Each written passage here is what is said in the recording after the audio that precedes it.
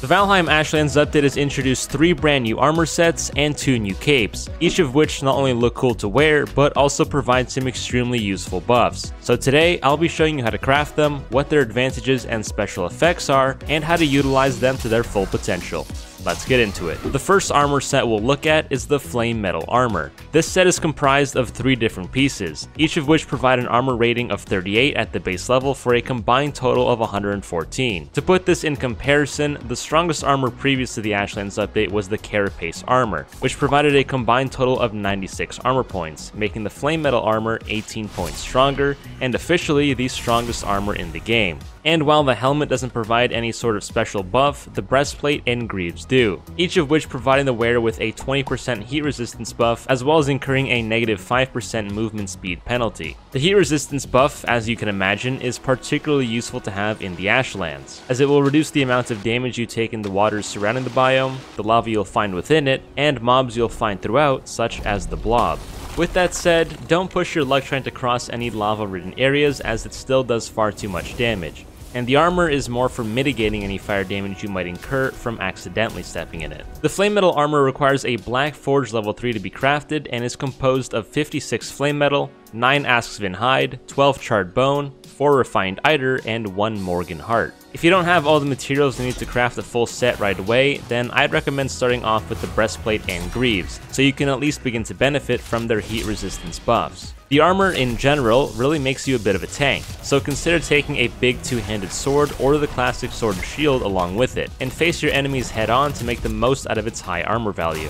Now this set will come back into play a little bit later, but for now, it's time to take a look at the armor of Embia. This set is again comprised of 3 different pieces, each of which providing an armor rating of 19 at the base level for a combined total of 57. To put this in comparison, the most similar armor previous to the Ashlands update was the Eider Weave set, which provided a combined total of 48 armor points, making the armor of Embia 9 points stronger. And if you hadn't guessed already, this armor is most useful to those who are invested in the ways of sorcery and magic. The hood provides an Eider regen bonus of plus 30%, while the robes and trousers provide an additional 50% each for a grand total of 130%. This more than doubles the rate at which you regen Eider, giving you much more freedom and versatility when wielding magic-based weapons, such as the newly implemented staffs. You'll be able to summon more allies, launch more projectiles, and shoot more shots. Pair this with some good foods and an Eider lingering mead, and you'll be nearly unstoppable. The armor of Embia requires a Galder table level 2 to be crafted, and is composed of 56 linen thread, 55 refined Eider, 22 Askvin hide, and 5 flame metal. If you don't have all the materials required to make the full set at once, or feel that you still need some more armor value, then consider pairing a piece of the flame metal armor along with your Embia set. This will give you more base armor points and a little heat resistance, while still giving you the benefit of increased Eider regeneration.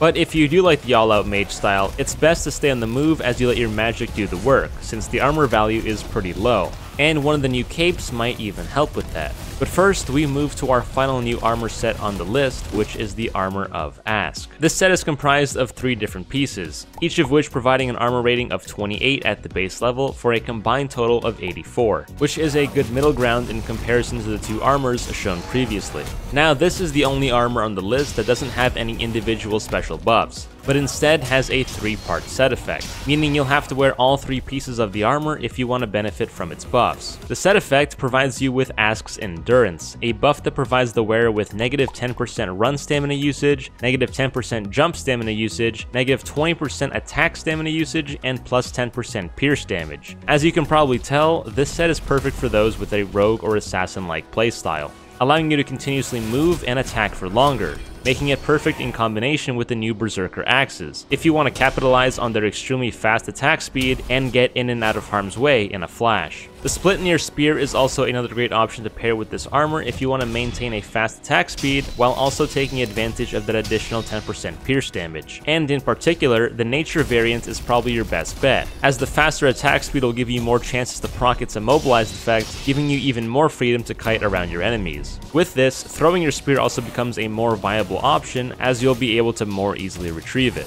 And you can also consider using sneak attacks to chunk your enemy's health early on. Lastly, consider opening up fights from a distance with the use of a crossbow, as this will also take advantage of that additional pierce damage while also dealing more in bonus since your enemies won't yet be aware of you, giving you a head start on damage as you close in for the fight. The Armor of Ask requires a Black Forge level 3 to be crafted and is composed of 45 linen thread, 12 lox pelt, and 30 asksvin hide. There really isn't much point to wearing only 1 or 2 pieces of this armor, so I'd recommend only making it if you have enough for the full set. But once you do have the full set, you'll pretty much be running like the wind, especially if you pair it with the first new cape on our list, which is the Asksvin Cloak. The cape provides an astonishing armor rating of 1, but its abilities are what make it interesting. When wearing this cape, you'll gain the ability Wind Run, which like the name suggests, allows you to run with the wind. Much like how the wind fills your sails on a boat, running in the direction of the wind while wearing the Asksvin Cloak will give you an extremely nice speed boost. On top of this, the cloak also provides the wearer with a negative 15% dodge stamina usage. Pair that with the buffs from the Ask armor and you'll be performing like a top level athlete. The Asksvin Cloak requires a Galder Table level 2 to be crafted, and is composed of 6 Asksvin hide and 2 Morgan sinew, making it by far the cheapest item you can craft on this list, and for the value that you get, maybe even the most worth it.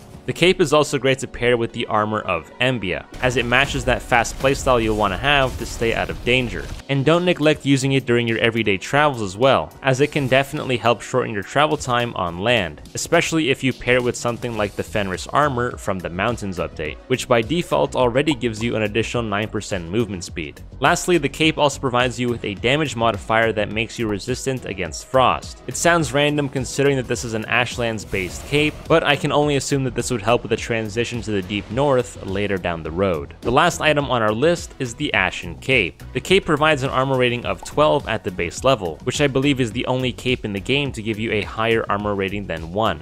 The Ashen Cape also includes 2 special buffs, a negative 10% attack stamina usage and negative 20% block stamina usage. This makes the cape particularly effective when pairing it with a heavy 2-handed weapon or the classic sword and shield, as you'll be able to withstand more hits when blocking or parrying against stronger foes, or when you're fending off hordes of enemies at a time, which tends to happen pretty often in the Ashlands. The Ashen Cape requires a Black Forge level 3 to be crafted, and is composed of 6 Asksvin hide, 5 flame metal, and 2 Morgan sinew. I'd recommend pairing the cape with the flame metal armor, as it suits that heavier hitting and tanky playstyle, especially since it provides an extra 12 armor points in addition to what you're already wearing. But of course, if you have any other ideas, then feel free to let us know. Lastly, the Ashen Cape also provides the wearer with resistance against frost, making that trip to the deep north loom ever larger. If you enjoyed the video, drop a like and consider subscribing. Leave a comment letting us know how you're liking the new Ashlands armors and capes. And with that said, I'll catch you guys in the next one.